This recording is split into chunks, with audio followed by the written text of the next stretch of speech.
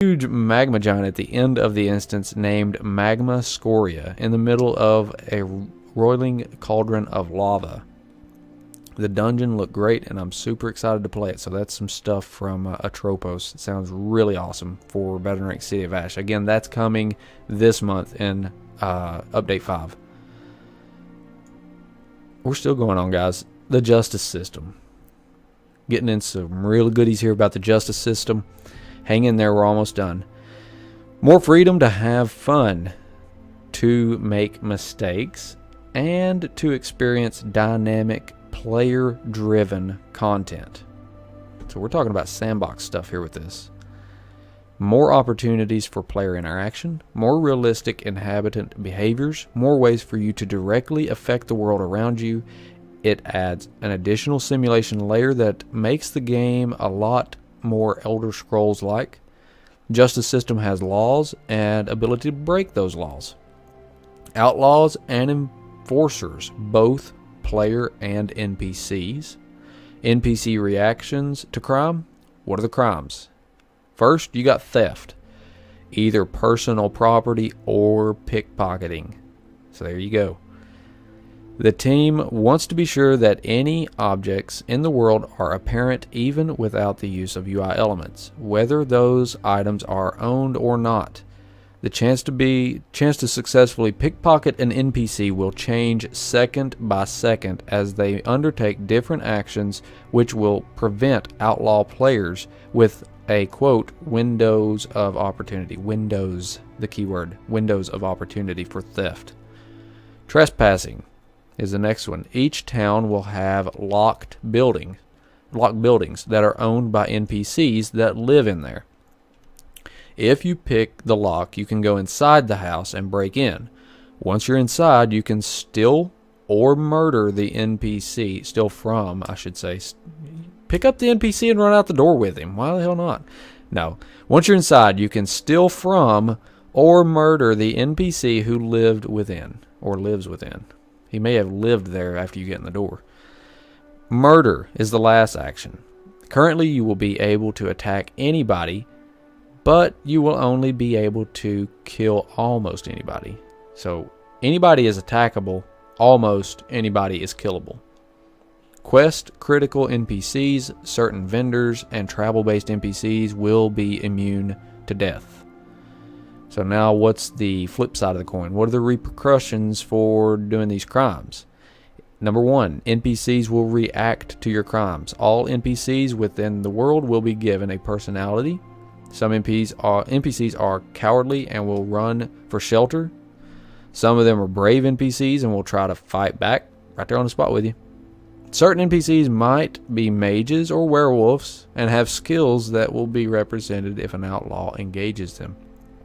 This creates a more sandboxy and dynamic environment. Quick pause for that. New follower. Lazy Boy, thank you for that follow, man. Very much appreciate it. Number 2, witnessed crimes increase bounty and heat. These are placeholder terms, but, quote, heat represents negative attention. So again, it's not what this is being called, it's just a placeholder. That's what they're saying right now. Represents a negative attention which immediately follows a crime which is committed. Heat degrades fairly quickly if a criminal can avoid getting caught. Each crime also contributes to a bounty, which establishes a baseline platform for further heat. If a player wantonly murders townsfolk, basically continues to murder townsfolk, he will be jumped up by hundreds of points at a time. But the player will retain an aura of criminality, which persists because of their bounty, which is global. Bounties will slowly decay over a matter of time. NPC guards. Number 3, NPC guards will accost you. If a guard is pursuing the player and the pursuit passes another guard or a set of guards, a baton will be passed and additional guards will join the chase. So just because you got one guard on you doesn't mean that's going to be the only one. You pass by 3 or 4 more, well, now you got 4 guards on you. So you got to be smart trying to escape. Number 4, the player is flagged for PvP. Criminals will become eligible for targeting by other enforcer-type players. And we're going to talk about enforcers here in just a second. We're going to talk about outlaws first. So what are outlaws? Outlaws are represented by the criminal segment of the players. They are designed and appeal to players who want to access to the criminal-themed skill line. Outlaws will be able to sell or launder stolen goods, and players who want a way to clear bounties without giving up stolen goods. Outlaws will have access to outlaw havens, that's in quotes, which are like smuggler dens with fences, vendors, and more. Enforcers. What are enforcers? Enforcers represent players eager to extract justice from offenders. Players who want to access to a justice-themed skill line, and players who want to profit from confiscating goods will enjoy being an enforcer. Enforcers have access to chapter houses, which are towers outside the cities. Joining the enforcers gives you access to Enforcer's Tabard, which, when worn, will flag the player for PvP. This tabard will take a bit of time to put on or take off, but does allow players to voluntarily participate in patrolling and acting as enforcers. So that's how you're going to be able to flag yourself as PvP. Outlaws, if you want to PvP, just go start killing stuff. There's no tabard required. Enforcers also have a PvE component called Bandit Dens, which gives enforcers fun ways to find reliable and fun enforcement activities to undertake. Bandit Dens are hideouts throughout the world. Vignettes throughout the world can lead the enforcer to clues which suggest the location of the bandit den. The devs showed a video of this in which they discovered a clue leading to a mine containing several bandits. Chests within bandit dens may be trapped, but can also contain contraband items. Get that scum out of here. These stolen goods can be returned to the Enforcer Chapter House for rewards.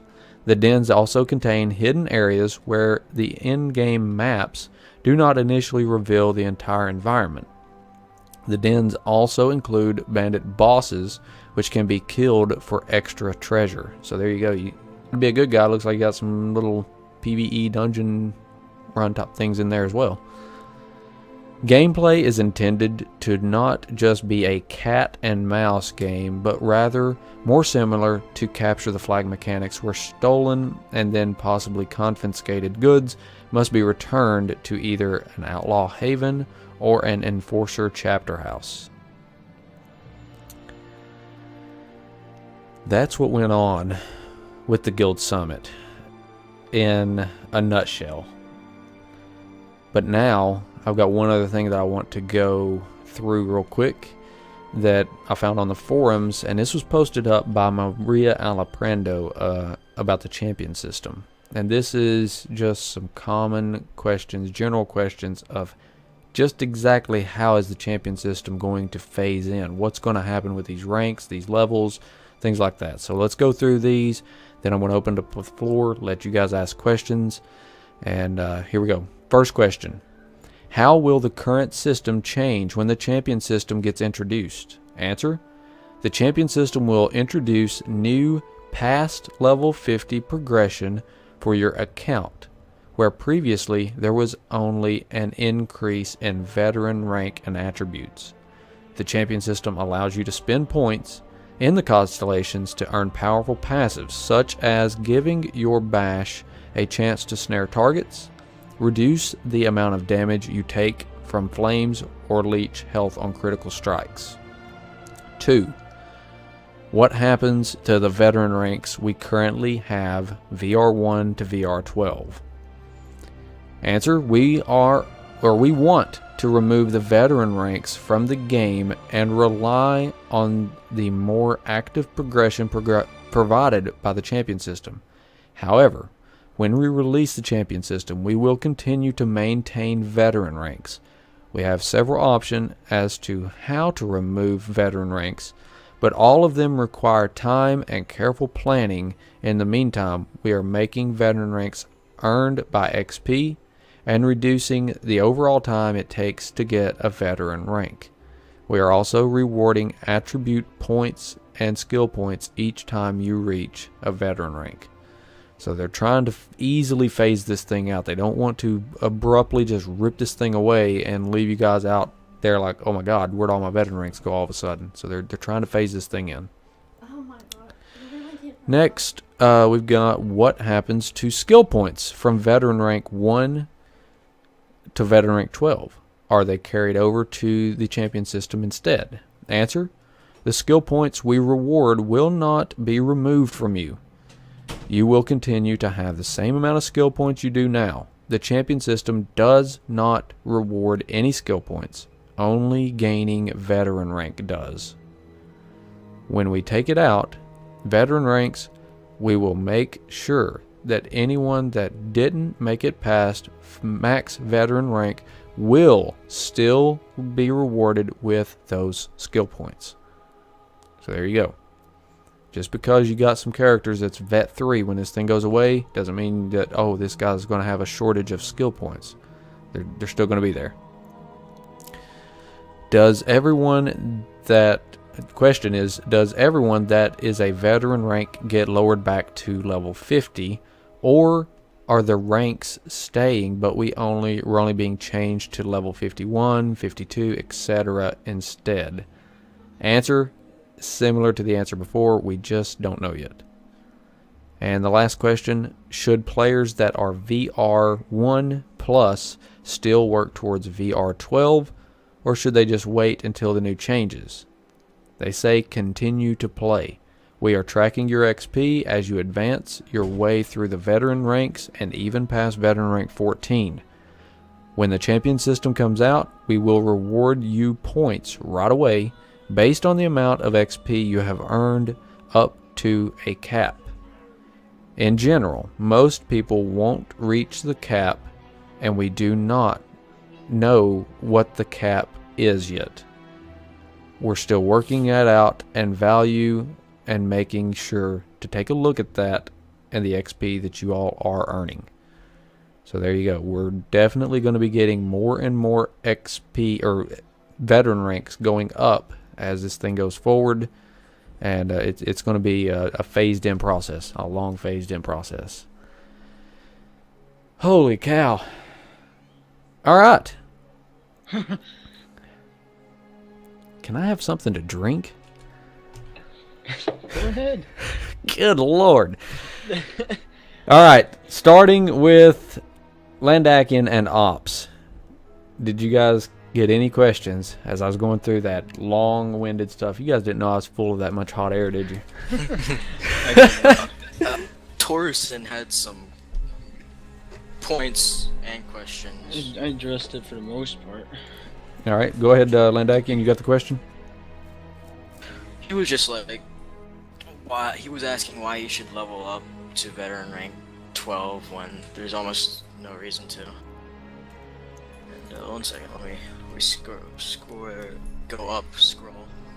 I talked to him for like 10 minutes. The main reason I can see right now why you would want to level to max level is going to be that the initiate given champion points. Whenever they take everything out and they say, okay, veteran rank's gone, here's your champion points for the veteran rank you have achieved.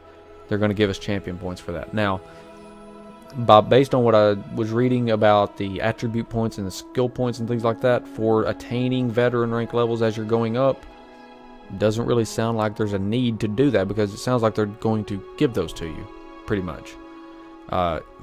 Whether they do or not, I don't know, but based on what I read, it sounds like that's the way it would work. But I would say just to get those initial champion points right up front, as soon as they rip the veteran rank away, that's going to say your veteran rank 50, whatever you spent your entire life, we didn't think you'd hit the cap, you magically found the cap of vet rank 50 or 500, whatever it is, here's your champion points. But again, not a ton of details on it. Yeah. There was a question from Lazy Boy. He wanted to know, he did the Twitch, the UTB was trying to sign into it, and he was getting an error message for TMI.twitch.tv, and it said his login was unsuccessful.